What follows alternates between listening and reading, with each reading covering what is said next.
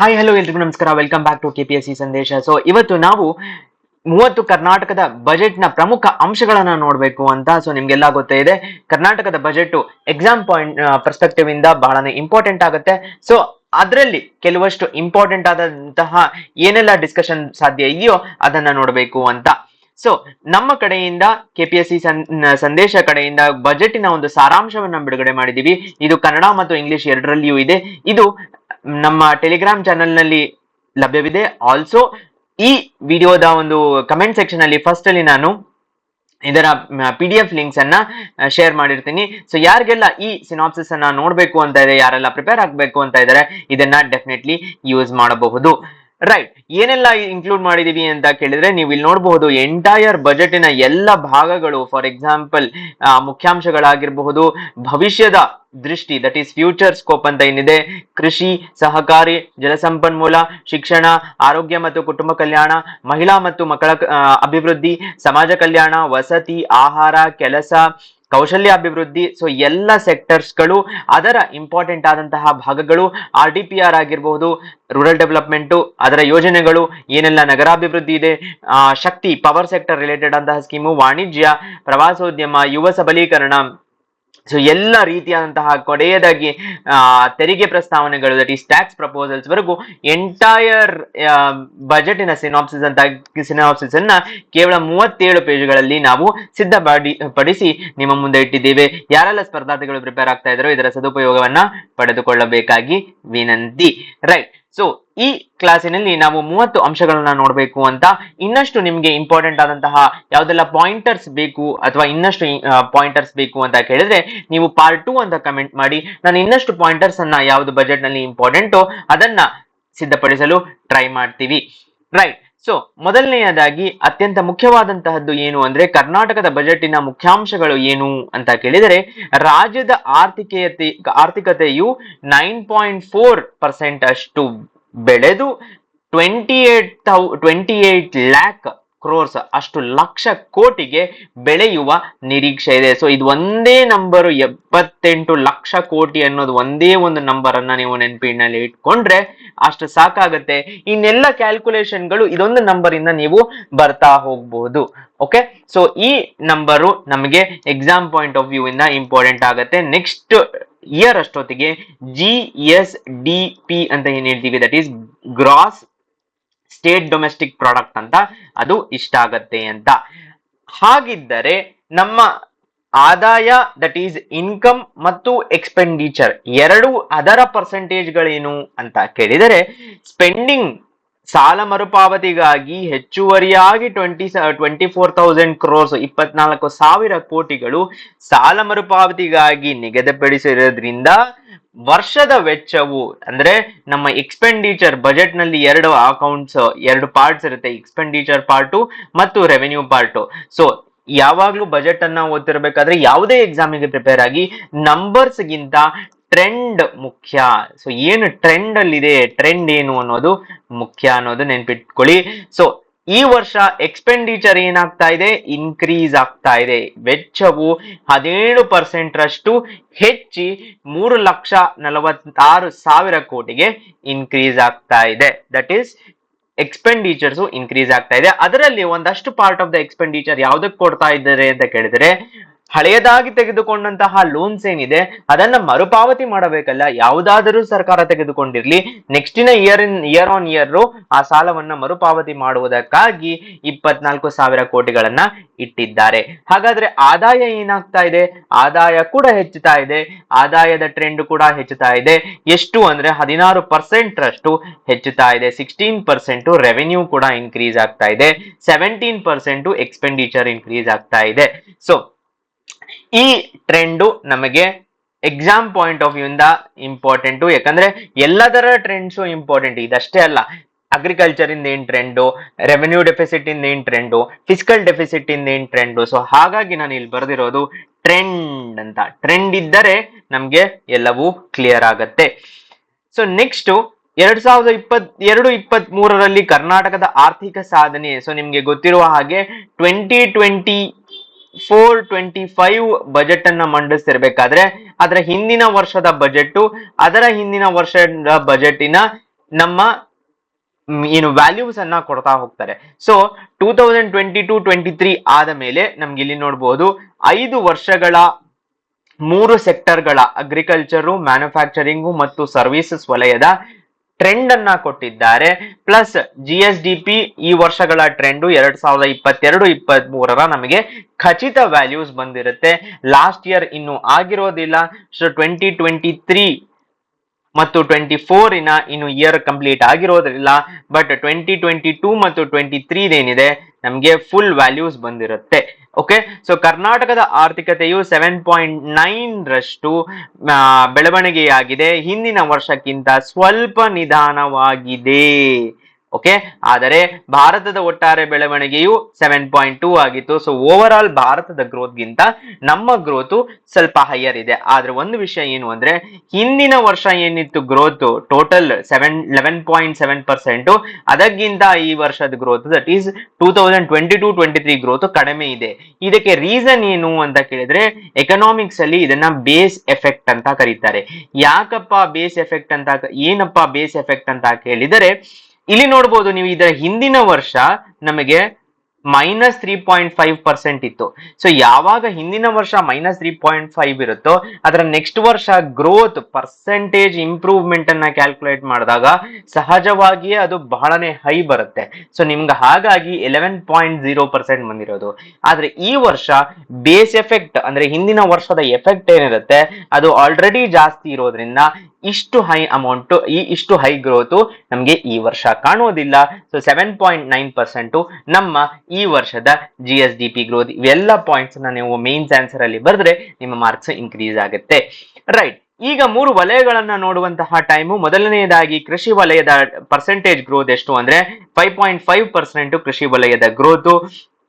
Year on year last 4 years ಇಂದ ಇದು trend ಆಗಿ ಡಿಕ್ರೀಸ್ ಆಗ್ತಾ ಇದೆ. So last 4 years growth has been lower. Second one ಏನು ಅಂದ್ರೆ ಉತ್ಪಾದನೆ ಎಷ್ಟು ಅಂತ ಕೇಳಿದ್ರೆ 5.1% ಅಥವಾ 5% ಅಂತ, 5 to 5.1% ಉತ್ಪಾದನೆ, ದಟ್ ಈಸ್ ಮ್ಯಾನುಫ್ಯಾಕ್ಚರಿಂಗ್ ಸೆಕ್ಟರಿನ ಗ್ರೋತ್. ಅದರ ಹಿಂದಿನ ವರ್ಷ 9.6 ಇತ್ತು. ಬಟ್ ಈ 9.6 ಗೆ ರೀಸನ್ ಏನು ಅಂದ್ರೆ, ಇಲ್ಲಿ ನೋಡ್ಬೋದು ಇವೆರಡು ವರ್ಷಗಳ ಕಡಿಮೆ. ಯಾಕೆ ಇವೆರಡು ವರ್ಷಗಳು ಕಡಿಮೆ ಆಗಿತ್ತು ಅಂತ ಕೇಳಿದರೆ, ನಿಮ್ಗೆಲ್ಲ ಗೊತ್ತೇ ಇದೆ, ಕೋವಿಡ್ ಅಲ್ವಾ. ಸೊ COVID-19 ಟೈಮಿನಲ್ಲಿ ಅತ್ಯಂತ ಅಫೆಕ್ಟ್ ಆದ ಸೆಕ್ಟರ್ ನಿಮ್ಗೆ ಇಲ್ಲಿ ಕಣ್ಮುಂದೆ ಕಾಣ್ತಾ ಇದೆ, ಇಟ್ ಈಸ್ ಮ್ಯಾನುಫ್ಯಾಕ್ಚರಿಂಗ್. ಅದೇ ಅಗ್ರಿಕಲ್ಚರ್ ಅಲ್ಲಿ ನೀವು ಈ 2 ವರ್ಷಗಳು ನೋಡ್ಬೋದು ಪಾಸಿಟಿವ್ ಆಗಿ ಗ್ರೋತ್ ಇದೆ. ದೆನ್ ಸೇವಾ ವಲಯದ ಒಂದು ಬೆಳವಣಿಗೆ ಎಷ್ಟು ಅಂತ ಕೇಳಿದ್ರೆ 9.2%, 9 to 9.2% ಆಗಿದೆ. ಎಲ್ಲಿ ಸರ್ವಿಸಸ್ ಸೆಕ್ಟರಿನ ಗ್ರೋತ್. ಇದರ ಗ್ರೋತ್ ರೇಟ್ ಏನಿದೆ ಫ್ಲಕ್ಚುಯೇಟಿಂಗ್ ಇದೆ, ಇದರ ಗ್ರೋತ್ ರೇಟ್ ಕೂಡ ಫ್ಲಕ್ಚುಯೇಟಿಂಗ್ ಇದೆ. ಬಟ್ 4 ಇಯರ್ಸ್ ಅಲ್ಲಿ ನಮ್ಮ ಅಗ್ರಿಕಲ್ಚರಿನ ಗ್ರೋತ್ ರೇಟು, ಗ್ರೋತ್ ಟ್ರೆಂಡ್ ಈ ರೀತಿಯಾಗಿ ಇದೆ. ಸೊ 2018-19 ಇಂದ 2022-23 ಅವರೆಗಿನ ಖಚಿತವಾದಂತಹ ಫೈನಲೈಸ್ಡ್ ಏನು ವ್ಯಾಲ್ಯೂಸ್ ಇದು. ದೆನ್ ಪರ್ಸೆಂಟೇಜ್ ಕಾಂಟ್ರಿಬ್ಯೂಷನ್ ಎಷ್ಟು ಈ ವಲಯಗಳದ್ದು ಅನ್ನೋದು ಇಂಪಾರ್ಟೆಂಟ್ ಆಗಂತೆ. ಯಾಕಂದ್ರೆ ಬಹಳಷ್ಟು ಜನ ಬೇರೆ ಬೇರೆ ಸೆಕ್ಟರ್ ಗಳಲ್ಲಿ ಎಷ್ಟು ಜನ ಇದ್ದಾರೆ ಅಂತ ಗೊತ್ತಿರುತ್ತೆ, ಆದ್ರೆ ಅವರ ಕಾಂಟ್ರಿಬ್ಯೂಷನ್ ಏನು ಅಂತ ನೋಡ್ಬೇಕು. ಸೊ ಕೃಷಿ ವಲಯದ ಕಾಂಟ್ರಿಬ್ಯೂಷನ್ ಎಷ್ಟು ಅಂದ್ರೆ 16%. ಓಕೆ, ಉತ್ಪಾದನೆಯ ಕಾಂಟ್ರಿಬ್ಯೂಷನ್ ಎಷ್ಟು ಅಂದ್ರೆ 20%. ಮತ್ತು ಸೇವೆಗಳ ಕಾಂಟ್ರಿಬ್ಯೂಷನ್, ಸರ್ವಿಸಸ್ನ ಕಾಂಟ್ರಿಬ್ಯೂಷನ್ ಎಷ್ಟು ಅಂದ್ರೆ 64%. ಇಲ್ಲಿ 2 ವಿಷಯ ಹೇಳಬೇಕು. ಎಕ್ಸಾಮಿನಲ್ಲಿ ಪ್ರಶ್ನೆ ಹೇಗ್ ಬರುತ್ತೆ ಅಂತ ಕೇಳಿದರೆ, 1% ವಾಟ್ ಈಸ್ ದ ರೇಟ್ ಅಂದ್ರೆ ಈ ವಲಯಗಳ ಈ ವಲಯಗಳನ್ನ ಅರೇಂಜ್ ಮಾಡಿ ಅಂತ ಹೇಳಿದಾಗ ಸೇವೆಗಳು ಫಸ್ಟ್ ಬರುತ್ತೆ. ಓಕೆ, ದಟ್ ಈಸ್, ಅದಾದ ಮೇಲೆ ನಮಗೆ ಉತ್ಪಾದನೆ ಬರುತ್ತೆ. ಓಕೆ, ಅದಾದ ಮೇಲೆ ನಮಗೆ ಬರುವುದು ಕೃಷಿ ವಲಯ. ಓಕೆ, ಅದೇ ಪ್ರಶ್ನೆ ಇವೆಲ್ಲವನ್ನ ಗ್ರೋತ್ ರೇಟ್, ಗ್ರೋತ್ ಪರ್ಸೆಂಟೇಜ್ ಅಲ್ಲಿ ಅರೇಂಜ್ ಮಾಡಿ ಅಂತ ಪ್ರಶ್ನೆ ಬಂದಾಗ ನೀವು ಇಲ್ಲಿ ಹಿಂದೆ ನೋಡಬೇಕು, ಸರ್ವಿಸಸ್ದು 9.2% ಇದೆ. ಸೊ ಈಗಲೂ ಗ್ರೋತ್ ಪರ್ಸೆಂಟೇಜ್ ಗ್ರೋತ್ ಅನ್ನ ನೋಡಿದಾಗ ಸೇವೆಗಳು ಮತ್ತೆ ಫಸ್ಟ್ ಗೆ ಬರುತ್ತೆ. ದಟ್ ಈಸ್ ಸೇವೆಗಳು ಈಸ್ ಫಸ್ಟ್. ಸೆಕೆಂಡ್ ಬರುವುದು ನಮಗೆ ಕೃಷಿ ಅಲ್ವಾ. ಸೊ ಕೃಷಿ ಸೆಕೆಂಡ್ ಬರುತ್ತೆ. ಯಾವಾಗ ಅಂದ್ರೆ ಪರ್ಸೆಂಟೇಜ್ ಗ್ರೋತ್ ಅನ್ನ ತಗೊಂಡಾಗ, ಯಾಕಂದ್ರೆ ಇದು 5.5% ಇದೆ, ಇದು 5.1% ಇದೆ. ಸೊ ಕೃಷಿ ಸೆಕೆಂಡು, ಅದಾದ ಮೇಲೆ ಉತ್ಪಾದನೆ ಅಂತ ನಾವು ಬರ್ಕೋಬಹುದು. ಓಕೆ, ಸೊ ಇದಿಷ್ಟು ಮೂರು ವಲಯಗಳ ಬಗ್ಗೆ, ಅದರ ಗ್ರೋತ್ ಪರ್ಸೆಂಟೇಜಿನ ಬಗ್ಗೆ. ನೆಕ್ಸ್ಟ್ ಹೋಗೋದಾದ್ರೆ ಕರ್ನಾಟಕದ ಆರ್ಥಿಕತೆಯ ಪ್ರತಿಯೊಬ್ಬ ವ್ಯಕ್ತಿಯ ಪಾಲು, ದಟ್ ಈಸ್ ಪರ್ ಕ್ಯಾಪಿಟಾ ಅಂತ ಏನ್ ಹೇಳ್ತೀವೋ ಅದು. ಸೊ ನಿಮ್ಗೆ ಎಲ್ಲ ಗೊತ್ತೇ ಇದೆ, ಎರಡು ರೀತಿಯಾದಂತಹ ಜಿ ಡಿ ಪಿ ಕ್ಯಾಲ್ಕುಲೇಷನ್ಸ್ ಬಹಳಷ್ಟು ದೇಶಗಳು ಜಿ ಡಿ ಪಿ ಅಲ್ಲಿ ಹೈ ಇದ್ದು, G D P per capita ಅಂತ ಏನ್ ಹೇಳ್ತೀವಿ, ದಟ್ ಈಸ್ ಒಬ್ಬೊಬ್ಬ ಪರ್ಸನಿನ ಮೇಲೆ ಎಷ್ಟು ದುಡ್ಡು ಬರ್ತಾ ಇದೆ ಅಂದಾಗ ಅವರು ಬಹಳನೇ ಕಡಿಮೆ ಇರುತ್ತೆ. ಭಾರತವನ್ನು ಸೇರಿಸಿ ನಮ್ಮ ಜಿ ಡಿ ಪಿ ಅಲ್ಲಿ higher one of the top 10 ಅಲ್ಲಿ ನಾವಿದ್ರೆ, G D P per capita ಅಲ್ಲಿ ನಮ್ಮ ರ್ಯಾಂಕ್ ತುಂಬಾನೇ ಹಿಂದೆ ಇದೆ. ಸೊ ಈಚ್ ಪರ್ಸನಿನ ಶೇರು, ಕರ್ನಾಟಕದ ಆರ್ಥಿಕತೆಯ ಪ್ರತಿಯೊಬ್ಬ ವ್ಯಕ್ತಿಯ ಪಾಲು 13% ರಷ್ಟು ಏರಿಕೆಯಾಗಿ 3,31,981 ರೂಪಾಯಿ ಪರ್ ಪರ್ಸನ್ಗೆ ಪರ್ ಕ್ಯಾಪಿಟಾ ಇರುತ್ತೆ. ನೀವು ಇದನ್ನ ನೋಡಬಹುದು, ಇದು ಆಲ್ಮೋಸ್ಟ್ 1.5 ಟೈಮ್ಸ್ ನಮ್ಮ ನ್ಯಾಷನಲ್ ಆವರೇಜ್ ಗಿಂತ, ನ್ಯಾಷನಲ್ ಪರ್ ಕ್ಯಾಪಿಟಾ ಅಂತ ಏನ್ ಹೇಳ್ತೀವಿ ಆ ಪರ್ ಕ್ಯಾಪಿಟಾಗಿಂತ 1.5 ಟೈಮ್ಸ್ ನಮ್ಮ ಪರ್ ಕ್ಯಾಪಿಟಾ ಇದೆ. ಸೊ ಎಂಟೈರ್ ಭಾರತದ ಪರ್ ಕ್ಯಾಪಿಟಾವನ್ನ ಕಂಪೇರ್ ಮಾಡಿದ್ರೆ ನಾವು ತುಂಬಾನೇ ಮುಂದೆ ಇದ್ದೀವಿ. ಓಕೆ, ದೆನ್ ಇನ್ನು ಎರಡು ವ್ಯಾಲ್ಯೂಸ್ ಇಂಪಾರ್ಟೆಂಟ್ ಆಗುತ್ತೆ. ನಿಮ್ಗೆ ಗೊತ್ತಿದೆ, ರೆವೆನ್ಯೂ ಡೆಫಿಸಿಟ್ ಮತ್ತು ಫಿಸ್ಕಲ್ ಡೆಫಿಸಿಟ್ ಅಂತಹ ವ್ಯಾಲ್ಯೂಸ್. ಈ ಎರಡು ವ್ಯಾಲ್ಯೂಸ್, ದಟ್ ಈಸ್ ಆದಾಯ ಕೊರತೆ ಮತ್ತು ವಿತ್ತೀಯ ಕೊರತೆ ಅಂತ ಏನ್ ಹೇಳ್ತೀವಿ, ಅದೆರಡರ ವ್ಯಾಲ್ಯೂಸ್ ಇಂಪಾರ್ಟೆಂಟು. ಫಸ್ಟ್ ಆದಾಯ ಕೊರತೆ ಎಷ್ಟು ಅಂತ ಕೇಳ್ತಾ ಇದ್ರೆ 1% ಆಫ್ ಜಿ ಡಿ ಪಿ ಎಂದು ಅಂದಾಜಿಸಲಾಗ್ತಾ ಇದೆ ಈ ವರ್ಷ. ರೆವೆನ್ಯೂ ಡೆಫಿಸಿಟ್ 1% ಅಂತ ನೆನ್ಪಿಟ್ಕೊಂಡ್ರೆ ಸಾಕು. ನಾನು ಆಗ್ಲೇ ಹೇಳ್ದಂಗೆ 28 lakh crores ಅನ್ನೋ ಒಂದ್ ನಂಬರ್ ನೆನ್ಪಿಟ್ಕೊಂಡು ರೆವೆನ್ಯೂ ಡೆಫಿಸಿಟ್ 1% ಅಂತ ನೆನ್ಪಿಟ್ಕೊಂಡ್ರೆ ಇದರ 1% ಎಷ್ಟಾಗತ್ತೆ ಅಂದ್ರೆ ನಮ್ಗೆ 28,000 ಆಗತ್ತೆ ಅಲ್ವಾ. ಸೊ ನೀವು ಇಲ್ಲಿ ನೋಡ್ಬೋದು ಹತ್ತತ್ರ 27,384 crores. ಸೊ ಎಲ್ಲ ನಂಬರ್ಸ್ ಅನ್ನ ನೆನ್ಪಿಟ್ಕೊಳ್ಳೋ ಅವಶ್ಯಕತೆ ಇಲ್ಲ, ತರ್ಕಬದ್ಧವಾಗಿ ಬಜೆಟ್ ಅನ್ನ ಓದ್ತಾ ಹೋಗ್ಬೇಕು ಅನ್ನೋದು ಇಂಪಾರ್ಟೆಂಟು. ದೆನ್ ಇದು ಹಿಂದಿನ ವರ್ಷಕ್ಕಿಂತ ಹೆಚ್ಚಾಗಿದೆ. 2023-24ರ ಒಂದು ರಿವೈಸ್ಡ್ ಎಸ್ಟಿಮೇಟ್ಸ್ ಎಷ್ಟು ಅಂತ ಕೇಳಿದರೆ 0.5%. ಸೊ ಲಾಸ್ಟ್ ಇಯರಿನ ರೆವೆನ್ಯೂ ಡೆಫಿಸಿಟಿನ ಎಸ್ಟಿಮೇಟ್ಸ್ 0.5, ಈ ವರ್ಷ ಅದ್ರಗಿಂತ ಹೆಚ್ಚಾಗಿದೆ ಅನ್ನೋದನ್ನ ನೀವು ಗಮನ ಹರಿಸಬೇಕು. ಸೆಕೆಂಡ್ ವ್ಯಾಲ್ಯೂ ಏನು ಅಂತ ಕೇಳಿದರೆ, ಸೆಕೆಂಡ್ ವ್ಯಾಲ್ಯೂ ಬಂದ್ಬಿಟ್ಟು ನಮಗೆ ಫಿಸ್ಕಲ್ ಡೆಫಿಸಿಟ್, ದಟ್ ಈಸ್ ವಿತ್ತೀಯ ಕೊರತೆ ಅಂತ ಏನ್ ಹೇಳ್ತೀವಿ, ಅದು 3% ಅಂತ ಹೇಳ್ತಾ ಇದ್ದಾರೆ. ಸೊ ನಾನು ಮತ್ತೆ ಅದೇ ನಂಬರ್ ಬರ್ಕೊಂತೀನಿ, 28,000 crores, ಅದರ 3% ಅಂತ ಹಾಕೊಳ್ಳಿ. ಸೊ ಇದನ್ನ ನೀವು ಕ್ಯಾಲ್ಕುಲೇಟ್ ಮಾಡಿದಾಗ ನಿಮ್ಗೆ 82,000 crores ಬಂದು ನಿಲ್ಲತ್ತೆ. ಇಲ್ಲೇ ಈಸಿಯಾಗಿ ಕ್ಯಾಲ್ಕುಲೇಟ್ ಮಾಡಬಹುದು. ಸೊ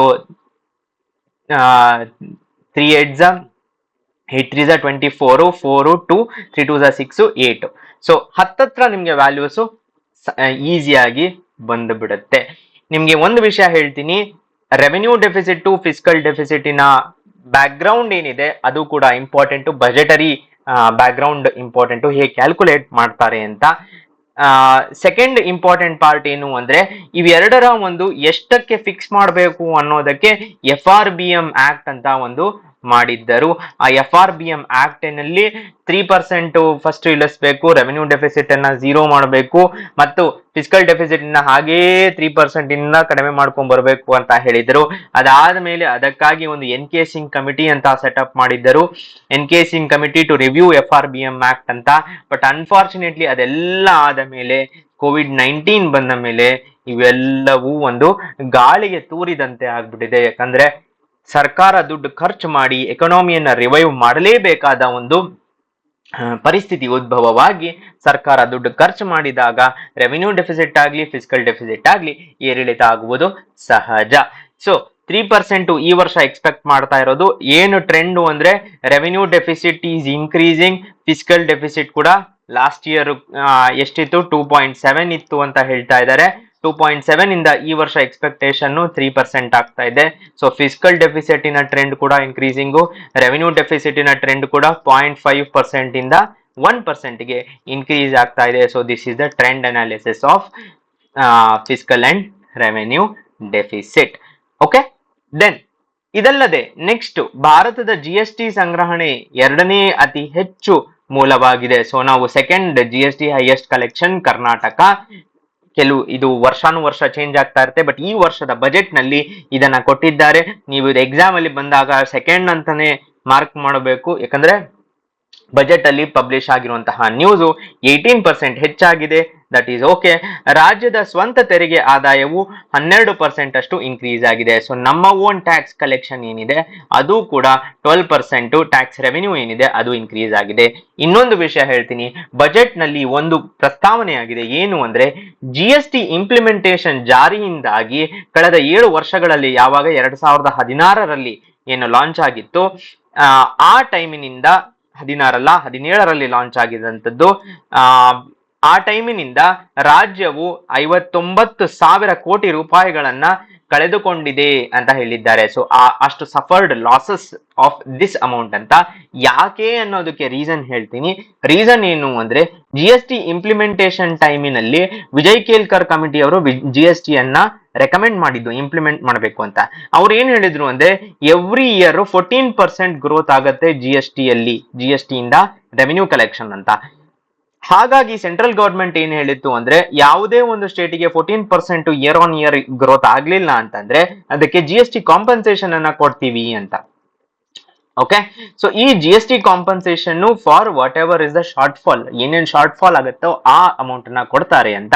ಬಟ್ ಸಮ್ ಇಯರ್ಸ್ ಆ ಶಾರ್ಟ್ ಫಾಲ್ ಅನ್ನ ಕೊಟ್ಟಿರಲಿಲ್ಲ ಅನ್ನುವುದು ಬಜೆಟ್ ನಲ್ಲಿ ಪ್ರಸ್ತಾವನೆ ಮಾಡಿ GST ಇಂಪ್ಲಿಮೆಂಟೇಷನ್ ಇಂದ ರಾಜ್ಯಕ್ಕೆ ಇಷ್ಟು ಕೋಟಿ ರೂಪಾಯಿ, ಯಾಕಂದ್ರೆ 14% ಆಗ್ಲಿಲ್ಲ ಅನ್ನೋದನ್ನ ಮೆನ್ಷನ್ ಮಾಡಿದ್ದಾರೆ.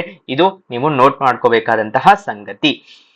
ದೆನ್ ಕೆಲವಷ್ಟು ವಲಯಗಳ ಬಗ್ಗೆ ನೋಡೋಣ. ಸೊ ಮೊದಲನೆಯದಾಗಿ ಕೃಷಿ ವಲಯದ ಏನೆಲ್ಲ ಇಂಪಾರ್ಟೆಂಟ್ ಆದಂತದ್ದು ಅಂದ್ರೆ ಬಜೆಟ್ ಅಲ್ಲಿ ಅತಿ ದೊಡ್ಡದಾಗಿ ಮೆನ್ಷನ್ ಆಗಿರುವಂತದ್ದು ಕರ್ನಾಟಕದ ರೈತ ಸಮೃದ್ಧಿ ಯೋಜನೆ ಅಂತ. ಸೊ ಈ ವರ್ಷದಿಂದ ರೈತರಿಗೆ ಪಶುಸಂಗೋಪನೆ, ತೋಟಗಾರಿಕೆ ಮತ್ತು ಹೈನುಗಾರಿಕೆ ಸೇರಿದಂತೆ ಸಮಗ್ರ ಕೃಷಿಯಲ್ಲಿ ಮಾರ್ಗದರ್ಶನ ಮತ್ತು ಬೆಂಬಲವನ್ನು ನೀಡುತ್ತದೆ. So this is the most important scheme. ಅದನ್ನ ಬಿಟ್ಟು ಕೃಷಿ ಮತ್ತು ತೋಟಗಾರಿಕೆ ಉತ್ಪನ್ನಗಳ ಸಂಸ್ಕರಣೆ, ದಟ್ ಈಸ್ ಫುಡ್ ಪ್ರಾಸೆಸಿಂಗ್, ಮೌಲ್ಯವರ್ಧನೆ ಮತ್ತು ರಫ್ತು ಉತ್ತೇಜಿಸಲು ಶಿವಮೊಗ್ಗ ಜಿಲ್ಲೆಯ ಸೋಗಾಣೆ, ವಿಜಯಪುರ ಜಿಲ್ಲೆಯ ಇತ್ತಂಗಿಹಾಳ್ ಮತ್ತು ಬೆಂಗಳೂರು ಗ್ರಾಮಾಂತರ ಜಿಲ್ಲೆಯ ಪೂಜೇನಹಳ್ಳಿ ಗ್ರಾಮದಲ್ಲಿ ವಿಮಾನ ನಿಲ್ದಾಣಗಳ ಬಳಿ ಫುಡ್ ಪಾರ್ಕ್ಗಳನ್ನು ಸ್ಥಾಪಿಸುವುದು. ಸೊ ಇದರಿಂದ ಏನಾಗುತ್ತೆ ಅಂದ್ರೆ ರಫ್ತು ಇನ್ಕ್ರೀಸ್ ಆಗುತ್ತೆ ಇಲ್ಲೆಲ್ಲ ಫುಡ್ ಪಾರ್ಕ್ಗಳನ್ನ ಸ್ಥಾಪಿಸುವುದರಿಂದ. ಅದಲ್ಲದೆ ವಿವಿಧ ರೈತಪರ ಯೋಜನೆಗಳನ್ನು ಒಗ್ಗೂಡಿಸಿ ಎಲ್ಲ ರೈತರ ಒಂದು ಯೋಜನೆಗಳನ್ನ ಸೇರಿಸಿ ಒಂದು ಮಾಡಿರೋದು ಕರ್ನಾಟಕದ ರೈತ ಸಮೃದ್ಧಿ ಯೋಜನೆ. ಅದನ್ನ ಬಿಟ್ಟು ಒಂದು ಕೃಷಿ ಅಭಿವೃದ್ಧಿ ಪ್ರಾಧಿಕಾರ ಅಂತ ಸೆಟಪ್ ಮಾಡಿದ್ದಾರೆ. ಎಲ್ಲ ಚಟುವಟಿಕೆಗಳನ್ನ ಪೂರಕವಾಗಿ ಒಂದು ನೀತಿ, ಯೋಜನೆ ಮತ್ತು ಅದನ್ನ ಮೇಲ್ವಿಚಾರಣೆ ಮಾಡುವುದಕ್ಕಾಗಿ ಪರಿಣಾಮಕಾರಿಯಾಗಿ ಅದನ್ನ ನಡೆಸಬೇಕು ಅಂತ ಕೃಷಿ ಅಭಿವೃದ್ಧಿ ಪ್ರಾಧಿಕಾರ, ಅಗ್ರಿಕಲ್ಚರ್ ಡೆವಲಪ್ಮೆಂಟ್ ಅಥಾರಿಟಿ ಈ ವರ್ಷ ಬಜೆಟ್ ನಲ್ಲಿ ಸೆಟಪ್ ಆಗಿರುವಂತದ್ದು. ಸೊ ನೀವಿಲ್ಲಿ ನೋಡಬಹುದು, ಪರಿಣಾಮಕಾರಿ ನೀತಿಗಳ ಪರಿಣಾಮಕಾರಿ ಅನುಷ್ಠಾನಕ್ಕೆ ಇಂಪ್ಲಿಮೆಂಟೇಷನ್ ಅಂತ ಏನ್ ಹೇಳ್ತೀವಿ ಅದು. ಅದಲ್ಲದೆ ಬಜೆಟ್ ನಲ್ಲಿ ಇನ್ನಷ್ಟು ಕೆಲವಷ್ಟು ಕೃಷಿ ವಲಯದ ಬಗ್ಗೆ ನೋಡಬೇಕು. ನಮ್ಮ ಮಿಲೆಟ್, ಸೊ ಈ ಎಲ್ಲ ಪಾರ್ಟ್ಸ್ ಅನ್ನ ನಮ್ಮ ಸಿನಾಪ್ಸಿಸ್ ನಲ್ಲಿ ಡೀಟೇಲ್ ಆಗಿ ಕೊಟ್ಟಿದ್ದೀವಿ. ನಮ್ಮ ಮಿಲೆಟ್ ಅಂದ್ರೆ ಏನು, ಯಾಕೆ ಮಾಡ್ತಾ ಇರೋದು. ಉದಾಹರಣೆಗೆ ನಮ್ಮ ಮಿಲೆಟ್, ಪ್ರೊಸೆಸ್ಡ್ ಮಿಲೆಟ್ ಗೆ ಬಹಳಷ್ಟು ಡಿಮಾಂಡ್ ಇದೆ ಭಾರತದಲ್ಲಿ ಮತ್ತು ಅಬ್ರಾಡ್ ಎಕ್ಸ್ಪೋರ್ಟಿನಲ್ಲಿಯೂ ಇದಕ್ಕೆ ಬಹಳಷ್ಟು ಡಿಮಾಂಡ್ ಇದೆ. ಸೊ ಹಾಗಾಗಿ ನಮ್ಮ ಮಿಲೆಟ್ ಕೃಷಿ ಭಾಗ್ಯ ಯೋಜನೆ, ದಟ್ ಈಸ್ ಫಾರ್ ಎಕ್ಸ್ಪ್ಯಾನ್ಷನ್, ಮತ್ತು ಫಸ್ಟ್ ರೀಇಂಟ್ರೊಡ್ಯೂಸ್ ಮಾಡಿದರು ಕೃಷಿ ಭಾಗ್ಯ, ಮತ್ತು ಅದನ್ನ ಎಕ್ಸ್ಪ್ಯಾಂಡ್ ಮಾಡ್ತಾ ಇದ್ದಾರೆ. ಇಸ್ಯಾಪ್ ಸಾಫ್ಟ್ವೇರ್ ಆಗಿರ್ಬೋದು, ಅಗ್ರಿಕಲ್ಚರ್ ಆಕ್ಸಲರೇಟರ್ ಪ್ಲಾಟ್ಫಾರ್ಮ್ ಮತ್ತು ಸಪರೇಟ್ ಒಂದು ಫುಡ್ ಪ್ರಾಸೆಸಿಂಗ್ ಗೆ ಒಂದು ಸಪರೇಟ್ ಡೈರೆಕ್ಟರೇಟ್ ಅನ್ನ ಮಾಡಬೇಕು ಅಂತ.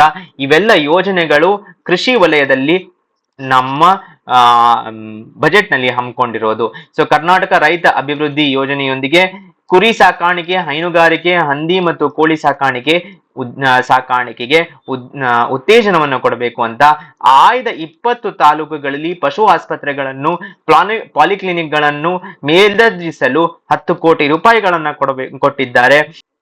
ದೆನ್ ತೋಟಗಾರಿಕೆ ಅಭಿವೃದ್ಧಿ ರಿಲೇಟೆಡ್ ಆದಂತದ್ದು. ತೋಟಗಾರಿಕೆ ಸಂಬಂಧಿಸಿದ ತಾಂತ್ರಿಕ ಮಾರ್ಗದರ್ಶನ ಮತ್ತು ಮಾರುಕಟ್ಟೆ ಸಂಪರ್ಕಕ್ಕಾಗಿ ಆಯ್ದ ಜಿಲ್ಲೆಗಳಲ್ಲಿ ಕಿಸಾನ್ ಮಾಲ್ಗಳನ್ನ ತೆರೆಯುವುದು. ಸೊ ಇಂಪಾರ್ಟೆಂಟ್ ಆದಂತಹ ವರ್ಡ್ ಕಿಸಾನ್ ಮಾಲ್ ಅನ್ನೋದನ್ನ ನೆನ್ಪಿಟ್ಕೋಬೇಕು. ಸೊ ಈ ಕಿಸಾನ್ ಮಾಲ್ಗಳನ್ನ ಓಪನ್ ಮಾಡಬೇಕು ಅಂತ ಕೆಲವಷ್ಟು ತಾಂತ್ರಿಕ ಮಾರ್ಗದರ್ಶನ ಕೊಡಬೇಕು ಅಂತ. ಓಕೆ, ದೆನ್ ಬೆಂಗಳೂರು ನಗರದಲ್ಲಿ ವಾಣಿಜ್ಯ ಪುಷ್ಪ ಕೃಷಿ ಮಾರುಕಟ್ಟೆ, that is commercial floriculture market, ಎಲ್ಲಿ? ಬೆಂಗಳೂರಿನಲ್ಲಿ. ಚಿಕ್ಕಮಂಗ್ಳೂರಿನಲ್ಲಿ ಏನು? Spice market. ಸೊ ಚಿಕ್ಕಮಂಗ್ಳೂರಿನಲ್ಲಿ ಎಲ್ಲಿ ಸ್ಪೈಸ್ ಇದೆಯೋ, ಸ್ಪೈಸ್ ಗ್ರೋ ಆಗ್ತಾ ಇದೆಯೋ ಅಲ್ಲಿ ಅದರ ಮಾರುಕಟ್ಟೆ. ಮತ್ತು ಅಮೃತ ಸ್ವಾಭಿಮಾನಿ ಕುರಿಗಾಹಿ ಯೋಜನೆಯನ್ನು ಮುಂದುವರಿಸಿ 10,000 ಫಲಾನುಭವಿಗಳಿಗೆ ಆರ್ಥಿಕ ಸಹಾಯವನ್ನು ಮಾಡುವುದು ತೋಟಗಾರಿಕೆ ಅಭಿವೃದ್ಧಿಯ ಅಡಿಯಲ್ಲಿ ಬರುವಂತದ್ದು. ಓಕೆ, ಸೊ ಅಂತಾರಾಷ್ಟ್ರೀಯ ಮಟ್ಟದ ವಾಣಿಜ್ಯ ಪುಷ್ಪ ಮಾರುಕಟ್ಟೆ ಎಲ್ಲಿ? ಬೆಂಗಳೂರಿನಲ್ಲಿ. ದೆನ್ ಮೀನುಗಾರಿಕೆ ಬಗ್ಗೆ ಈ ವರ್ಷ ಬಜೆಟ್ ನಲ್ಲಿ ವಿಶೇಷವಾದ ಒತ್ತಿದೆ. ಸೊ ಏನಪ್ಪಾ ಮೀನುಗಾರಿಕೆ ರಿಲೇಟೆಡ್ ಅಂತ ಕೇಳಿದ್ರೆ, ಸರ್ವತೋಮುಖ ಮೀನುಗಾರಿಕೆ ಕ್ಷೇತ್ರದ ಅಭಿವೃದ್ಧಿಗೆ 3,000 ಕೋಟಿಯನ್ನ ಕೊಟ್ಟಿದ್ದಾರೆ. ಅದರಲ್ಲೂ ಇಂಪಾರ್ಟೆಂಟ್ ಆದಂತದ್ದು ಮತ್ಸ್ಯ ಆಶಾಕಿರಣ ಯೋಜನೆ. ಸೊ ಏನಿದು ಮತ್ಸ್ಯ ಆಶಾಕಿರಣ ಅಂದ್ರೆ, ಕೆಲವಷ್ಟು ಟೈಮು ನ್ಯಾಚುರಲ್ ಡಿಸಾಸ್ಟರ್ಸ್ ಅಥವಾ ನ್ಯಾಚುರಲ್ ಆದಂತಹ ಹವಾಮಾನ ಬದಲಾವಣೆಗಳು, ಇಲ್ಲಿ ಸೈಕ್ಲೋನ್ ಟೈಮಿನಲ್ಲಿ, ಡಿಪ್ರೆಷನ್ ಟೈಮಿನಲ್ಲಿ ಮೀನುಗಾರರಿಗೆ ಈಗ ಈ ಟೈಮಿನಿಂದ ಈ ಟೈಮಿಗೆ ನೀವು ಹೋಗಬಾರದು ಸಿ ಒಳಗೆ ಅಂತ ಹೇಳಿದಾಗ ಅವರಿಗೆ day to day basis loss ಆಗ್ತಾ ಇರುತ್ತೆ. ಆ ನಿಷೇಧದಿಂದ ಹಾನಿಗೊಳಗಾದ ಮೀನುಗಾರರಿಗೆ ಪರಿಹಾರವನ್ನು ಕೊಡುವುದಕ್ಕಾಗಿ 1,500ರಿಂದ ಸರ್ಕಾರದ ಪಾಲು 3,000ಕ್ಕೆ ಹೆಚ್ಚಿಸಿದ್ದಾರೆ. This is Matsya Asha Kiran scheme. ಅದನ್ನು ಬಿಟ್ಟು ಮೀನುಗಾರಿಕೆಯ ಅಭಿವೃದ್ಧಿ, ಯಾಕಂದ್ರೆ ನಿಮ್ಗೆ ಗೊತ್ತಿದೆ ನಮ್ಮ ಒಂದು ಇಂಪಾರ್ಟೆಂಟ್ ಆದಂತಹ ಪಾರ್ಟು ಕರಾವಳಿ, ರೈಟ್? ಎಲ್ಲ ಸ್ಟೇಟ್ಸ್ಗೂ ಆ ಅದೃಷ್ಟವಿಲ್ಲ. ಎಷ್ಟೊಂದು, ಫಾರ್ ಎಕ್ಸಾಂಪಲ್ ಡೆಲ್ಲಿ, ಬಹಳಷ್ಟು ಸ್ಟೇಟ್ಸ್ಗೆ ಅವರಿಗೆ ಒಂದು ಸಿ ಬಾರ್ಡರ್ ಇರೋದಿಲ್ಲ. ಸೊ ನಮಗೆ ಅದನ್ನ ಯೂಸ್ ಮಾಡ್ಕೋಬೇಕು ಅಂತ ಹೊನ್ನಾವರ ತಾಲೂಕಿನ ಮಂಕಿ, ಕಾಸರಗೋಡಿನಲ್ಲಿ ಮೀನುಗಾರಿಕೆ ಸಂಶೋಧನಾ ಕೇಂದ್ರ, ಒಂದು ರಿಸರ್ಚ್ ಸೆಂಟರ್ ಅನ್ನ ತೆಗಿಬೇಕು ಅಂತ. ದೆನ್ ಭದ್ರಾವತಿಯಲ್ಲಿ ಆಧುನಿಕ ಮೀನು ಮಾರುಕಟ್ಟೆ, ವಿಜಯಪುರ ಜಿಲ್ಲೆಯ ಆಲಮಟ್ಟಿಯಲ್ಲಿ ಹೊಸ ಒಳನಾಡು ಮೀನುಗಾರಿಕೆ ಕೌಶಲ್ಯ ಅಭಿವೃದ್ಧಿ ಕೇಂದ್ರ. ಸೊ ಇನ್ಲ್ಯಾಂಡ್ ಫಿಶರೀಸ್ ಅಂತ ಏನ್ ಹೇಳ್ತೀವಿ, ಅದಕ್ಕೆ ಅಪ್ಕಮಿಂಗ್ ಗ್ರೋತ್ ಇದೆ. ಸೊ ಯಾಕಂದ್ರೆ ಅದನ್ನ ಸಂಸ್ಕರಣೆ ಮಾಡಬಹುದು, ಅದನ್ನ ಒಂದು ಡೆವಲಪ್ ಮಾಡಬಹುದು ಅನ್ನುವ ದೃಷ್ಟಿಕೋನದಿಂದ ಭಟ್ಕಳ ತಾಲೂಕಿನ ಮುರುಡೇಶ್ವರದಲ್ಲಿ ಸುಸಜ್ಜಿತ ಮೀನುಗಾರಿಕೆ ಬಂದರು. ಸೊ ಒಂದು ಹಾರ್ಬರ್ ಅನ್ನ ಸೆಟಪ್ ಮಾಡಬೇಕು ಅಂತ, ಎಲ್ಲಿ? ಭಟ್ಕಳ ತಾಲೂಕಿನ ಮುರುಡೇಶ್ವರದಲ್ಲಿ. ದೆನ್ ಅದನ್ನ ಬಿಟ್ಟು ಮೊದಲ ಸಮುದ್ರ ಆಂಬ್ಯುಲೆನ್ಸ್, ಇಲ್ಲಿ ನೋಡ್ಬೋದು ಒಂದು ಸಿ ಆಂಬ್ಯುಲೆನ್ಸಿನ ಚಿತ್ರ. ಸಮುದ್ರ ಮೀನುಗಾರಿಕೆ ತೆರಳಿದಾಗ ಅಪಘಾತ ಮತ್ತು ಅನಾರೋಗ್ಯಕ್ಕೆ ಒಳಗಾಗುವ ಮೀನುಗಾರರ ರಕ್ಷಣೆಗೆ 7 ಕೋಟಿ ರೂಪಾಯಿಯ ವೆಚ್ಚದಲ್ಲಿ ಪ್ರಪ್ರಥಮ ಸಮುದ್ರ ಆಂಬ್ಯುಲೆನ್ಸ್ ಆಗಿರುತ್ತದೆ. Then fisheries in mining affected, ಕೆಲವಷ್ಟು ಮೈನಿಂಗ್ ಗಳನ್ನ ಕ್ಲೋಸ್ ಮಾಡಿಬಿಟ್ಟಿರ್ತಾರೆ, ಬಟ್ ಅಲ್ಲಿ ತುಂಬಾ ಡೀಪ್ ಆಗಿ ಮೈನ್ಸ್ ನೀವು ನೋಡಿರ್ಬೋದು ಈ ರೀತಿ ಆಗಿರುತ್ತೆ. ಅಲ್ಲಿ ಫಿಶಿಂಗ್ ಅನ್ನ ಯಾಕೆ ಎನ್ಕರೇಜ್ ಮಾಡಬಾರದು ಅಂತ, ಎಲ್ಲಿ ಅಂದ್ರೆ ಚಿತ್ರದುರ್ಗ, ಹೊಳಲ್ಕೆರೆ ಮತ್ತು ಹೊಸದುರ್ಗ ತಾಲೂಕಿನಲ್ಲಿ ಗಣಿಗಾರಿಕೆ ಪೀಡಿತ ಪ್ರದೇಶಗಳಲ್ಲಿ 6 ಕೋಟಿ ವೆಚ್ಚದಲ್ಲಿ ಮೀನುಗಾರಿಕೆಯನ್ನು ಉತ್ತೇಜಿಸುವುದು. ಇದನ್ನ ಬಿಟ್ಟು ಸಹಕಾರಿ ಕ್ಷೇತ್ರ, ಕೋಆಪರೇಟಿವ್ಸ್. ಸೊ ನೀವು ಇಲ್ಲಿ ನೋಡ್ಬೋದು ಸ್ಟ್ರೆಂಥನಿಂಗ್ ಕೋಆಪರೇಟಿವ್ಸ್ ಬಗ್ಗೆನೇ ಇದೆ. ಏನು ಅಂದ್ರೆ ಬಡ್ಡಿ ರಹಿತ ಅಲ್ಪಾವಧಿ ಸಾಲಗಳ ಸಾಲದ ಮಿತಿಯನ್ನು 3 ಲಕ್ಷದಿಂದ 5 ಲಕ್ಷಕ್ಕೆ ವಿಸ್ತರಿಸಿದ್ದಾರೆ. ಓಕೆ, ಅದನ್ನ ಬಿಟ್ಟು reservation in management boards of secondary, federal and apex cooperative societies. Plus Raichur ಮತ್ತು ರಾಣೆಬೆನ್ನೂರಿನಲ್ಲಿ ಒಣಮೆಣಸಿನಕಾಯಿಯ ಮಾರುಕಟ್ಟೆ, ಮಂಗಳೂರಿನ ನೆಲ್ಲಿಕಾಯಿ ರಸ್ತೆಯಲ್ಲಿ ಆಧುನಿಕ ಕೃಷಿ ಕಟ್ಟಡದ ನಿರ್ಮಾಣ, ದಾಸನಾಪುರ ಮಾರುಕಟ್ಟೆಯಲ್ಲಿ ಜೈವಿಕ CNG ಸ್ಥಾವರ ಸ್ಥಾಪನೆ. ಓಕೆ, ಸೊ ಒಂದು ಪ್ಲಾಂಟ್ ಅನ್ನ ಸೆಟಪ್ ಮಾಡಬೇಕು ಅಂತ. ಇಂಟ್ರೆಸ್ಟ್ ಬಿ ಸಬ್ಸಿಡೀಸು, ಅದಲ್ಲದೆ ನಿಮ್ಗೆ ಒಂದು 7 ಕೋಲ್ಡ್ ಸ್ಟೋರೇಜ್ ಫೆಸಿಲಿಟೀಸ್ ಅನ್ನು ಸೆಟಪ್ ಮಾಡಬೇಕು ಅನ್ನೋದು ಕರ್ನಾಟಕ ಬಜೆಟಿನ ಉದ್ದೇಶ. ಸೊ APMC ಗಳನ್ನ ರಕ್ಷಿಸಲು ಮತ್ತು ರೈತರ ಹಿತಾಸಕ್ತಿಗಳನ್ನು ರಕ್ಷಿಸಲು ಕ್ರಮಗಳು ಏನೆಲ್ಲ ತೆಗೆದುಕೊಳ್ಳಬೇಕು ಅಂತ, ರೈತ ವಿರೋಧಿ APMC ಕಾಯ್ದೆ ರದ್ದುಗೊಳಿಸುವ ಮಸೂದೆ. ಸೊ ಲಾಸ್ಟ್ ಇಯರ್ ಬಹಳಷ್ಟು ಒಂದು ಫಾರ್ಮರ್ ಪ್ರೊಟೆಸ್ಟ್ ಅದೆಲ್ಲ ಆಗಿದ್ದು ನಿಮ್ಗೆ ನೆನಪಿದೆ. ತಿಕ್ಕಾಯತ್ ಅಂತ ಒಂದು ಫಾರ್ಮಿಂಗ್ ಲೀಡರ್ಸ್ ಅವರೆಲ್ಲರೂ ಫಾರ್ಮ್ ಲಾಸಿನ ಬಗ್ಗೆ ಅಪೋಸಿಷನ್ ಅನ್ನ ವ್ಯಕ್ತಪಡಿಸಿದ್ದು, ಅದನ್ನು ರಿಪೀಲ್ ಮಾಡಿದ್ದಾರೆ. ಪ್ಲಸ್ ಒಂದು ಹೊಸ ಫಂಡ್ ಅನ್ನ, ಮಾರ್ಕೆಟಿಂಗ್ ಅಭಿವೃದ್ಧಿ ಸಹಾಯ ನಿಧಿಯನ್ನು ಸ್ಥಾಪಿಸಲು ಹೊಸ ಶಾಸನವನ್ನ ತಂದಿದ್ದಾರೆ, ಒಂದು new legislation. So this will be a fund setup through a legislation. Okay, ಅದಲ್ಲದೆ 76 ವೇರ್ ಹೌಸಸ್ ಉಗ್ರಾಣಗಳ ಪೂರ್ಣಗೊಳಿಸಲು 376 ಕೋಟಿ ರೂಪಾಯಿಗಳ ವಿಶೇಷ ಆರ್ಥಿಕ ಪ್ಯಾಕೇಜ್ ಅನ್ನ ಸಿದ್ಧಪಡಿಸಿದ್ದಾರೆ. ಸೊ ಎಪಿಎಂಸಿಗಳನ್ನು ರಕ್ಷಿಸಲು ಮತ್ತು ಈ ರೈತರ ಹಿತಾಸಕ್ತಿಯನ್ನು ರಕ್ಷಿಸಲು ಕ್ರಮಗಳನ್ನು ತೆಗೆದುಕೊಂಡಿರುವುದು ನೀವು ಇಲ್ಲಿ ನೋಡಬಹುದು. ಅದಲ್ಲದೆ ಬಜೆಟ್ ನಲ್ಲಿ ಕೆಲವಷ್ಟು ಇನ್ಸ್ಪಿರೇಷನ್ಸ್ ಗಳನ್ನ ಕೊಟ್ಟಿದ್ದಾರೆ. ಸೊ ಸಾಮಾಜಿಕ ನ್ಯಾಯ ಅನ್ನುವ ಒಂದು ಫೌಂಡೇಶನ್ ಮೇಲೆ ಒಂದು ಈ ಬಜೆಟ್ ನಿಂತಿರೋದು. ಸೊ ಬಾಬಾ ಸಾಹೇಬ್ ಹಾದಿಯಲ್ಲಿ ಮತ್ತು ಶರಣ ತತ್ವಗಳ ಪ್ರೇರಣೆಯ ಮೇರೆಗೆ ಈ ಬಜೆಟ್ ಅನ್ನ ಹೊರಡಿಸಿರೋದು. ಏನ್ ಹೇಳ್ತಾ ಇದ್ದಾರೆ ಅಂದ್ರೆ, ಬಾಬಾ ಸಾಹೇಬ್ ಅಂಬೇಡ್ಕರ್ ಅವರು ರೂಪಿಸಿದ ಸಂವಿಧಾನದ ಆಶಯದಂತೆ ನ್ಯಾಯ, ಸಮಾನತೆ ಮತ್ತು ಭ್ರಾತೃತ್ವದ ತಳಹದಿಯ ಮೇಲೆ ಕರ್ನಾಟಕದ ಮಾದರಿ ಅಭಿವೃದ್ಧಿಯ ಹೊಸ ದೃಷ್ಟಾಂತವನ್ನು ರೂಪಿಸಲು ನಾವು ಹೆಜ್ಜೆ ಇಟ್ಟಿದ್ದೇವೆ ಅನ್ನೋದು ಒಂದು ಬಜೆಟಿನ ಅಡಿಪಾಯ. ಇನ್ನೊಂದು ಏನ್ ಹೇಳ್ತಾ ಇದ್ದಾರೆ ಅಂದ್ರೆ, ಶರಣರ ತತ್ವಗಳು, ದಟ್ ಈಸ್ ಕಾಯಕ ಮತ್ತು ದಾಸೋಹದ ತತ್ವಗಳು ನಮಗೆ ಪ್ರೇರಣೆಯಾಗಿವೆ. ಅದಲ್ಲದೆ ದುಡಿಮೆಯ ಒಂದು ಭಾಗವನ್ನು ದಾಸೋಹಕ್ಕೆ ಬಳಸಬೇಕೆಂಬ ಶರಣನ ಚಿಂತನೆಯು ಸಮಾಜದಲ್ಲಿ ಸಂಪತ್ತಿನ ನ್ಯಾಯಯುತ ಹಂಚಿಕೆ ಮಾಡುವ ನಮ್ಮ ಆಶಯಕ್ಕೆ ಆಧಾರವಾಗಿದೆ ಅಂತ ಹೇಳ್ತಾ ಇದ್ದಾರೆ. ಸೊ ಇದು ಬೇಸಿಕಲಿ ನಮ್ಮ ಗ್ಯಾರಂಟಿ ಸ್ಕೀಮ್ಗಳ ಬಗ್ಗೆ, ಹೀಗೆ ಒಂದು ದಾಸೋಹವನ್ನ ಕಂಟಿನ್ಯೂ ಮಾಡಬೇಕು ಅನ್ನೋದ್ರ ಬಗ್ಗೆ, ಅನ್ನಭಾಗ್ಯ ಆಗಿರ್ಬೋದು ಬೇರೆ. ಸೊ ಅದರ ಬಗ್ಗೆ ನಿಮ್ಗೆ ಏನಾದ್ರೂ ನೆಕ್ಸ್ಟ್ ಪಾರ್ಟ್ಸ್ ಅಲ್ಲಿ ಬೇಕು ಅಂತ ಕೇಳಿದ್ರೆ ನೀವು ಅದನ್ನ ಕಮೆಂಟ್ಸ್ ಅಲ್ಲಿ ತಿಳಿಸಿ. ಸೊ ಇದಷ್ಟು 30 ಬಜೆಟ್ ನ ಪ್ರಮುಖ ಅಂಶಗಳು. ಈ ಬಜೆಟಿನ ಇಂಪಾರ್ಟೆನ್ಸ್ ನಿಮ್ಗೆ ಗೊತ್ತಾಗಿರುತ್ತೆ, ಎಕ್ಸಾಮ್ ಅಲ್ಲಿ ಹೇಗೆಲ್ಲ ಪ್ರಶ್ನೆಗಳು ಬರ್ತವೆ ಅಂತ. ಮುಂದಿನ ಕ್ಲಾಸ್ ಅಲ್ಲಿ ಮುಂದಿನ ಲೆಕ್ಚರ್ ಅಂದಿಗೆ ಮತ್ತೆ ಸಿಗೋಣ. ನಿಮ್ ಸಪೋರ್ಟ್ ಹೀಗೆ ಇರಲಿ. ಧನ್ಯವಾದಗಳು.